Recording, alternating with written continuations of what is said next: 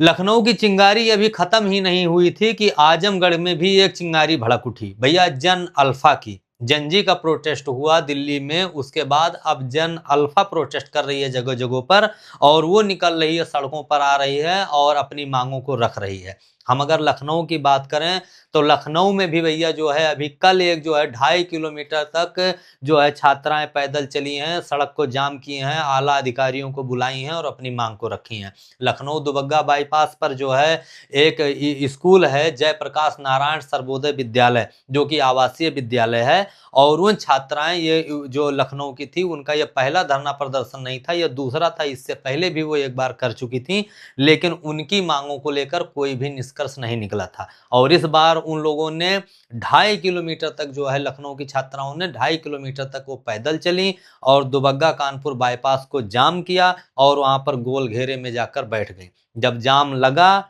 तो भैया आला अधिकारियों के हाथ पांव फूल गए और तब वो आए। लेकिन छात्राओं की सिर्फ एक ही मांग थी कि हमको डीएम से मिलवाया जाए, हम अपनी मांग डीएम के सामने रखेंगे। जब उनसे पूछा गया कि आखिर आप लोगों की मांग क्या है, तब उन छात्राओं ने अपनी मांग बताई कि हमारी दो मांगे हैं। एक तो हॉस्टल की व्यवस्था को जो है दुरुस्त की जाए, खाने पीने में बहुत दिक्कत हो रही है, और दूसरी हमारे यहाँ टीचर की कमी है, शिक्षक की कमी है, जिससे ना तो हमारी पढ़ाई हो पा रही है और आने वाले एग्जाम की तैयारी नहीं हो पा रही है। तो जन अल्फा भैया लखनऊ में कल प्रदर्शन की, तो आज फिर आजमगढ़ में प्रदर्शन हो गया। आजमगढ़ की जो है जन अल्फा एक इंटर कॉलेज की निकली और वो जो है सड़क पर उतरी और उन्होंने भी वही मांग की कि हमारे यहाँ कोई केमिस्ट्री का टीचर नहीं है, केमिस्ट्री के टीचर को नियुक्त किया जाए। वहां भी जब सड़क जाम किया तो वहां पे भी वही अधिकारी लोग आए और फिर उन्होंने भी जो है छात्राओं की मांग पूछी। तो वो जो है छात्राओं ने बताया कि हमारे करियर पर, हमारे भविष्य पर एसिड पड़ रहा है, क्योंकि हमारे यहाँ कोई केमिस्ट्री का टीचर नहीं है। टीचरों की इतनी ज़्यादा कमी है कि मतलब अब जगह जगह उत्तर प्रदेश के स्कूलों में जो है ये छात्राएं सड़क पर निकल रही हैं और अपनी मांगों को रख रही हैं। और वहां पर भी आश्वासन दिया गया अधिकारियों के जरिए कि हम आप लोगों को चाहे बाहरी टीचर ला के नियुक्त कराएंगे आपके कॉलेज में, लेकिन आपके जो है शिक्षा को रुकने नहीं देंगे। अब ये जमीनी स्तर है, ये चीजें दिखा रही हैं कि जो है स्कूलों में कितनी भारी कमी है शिक्षकों की।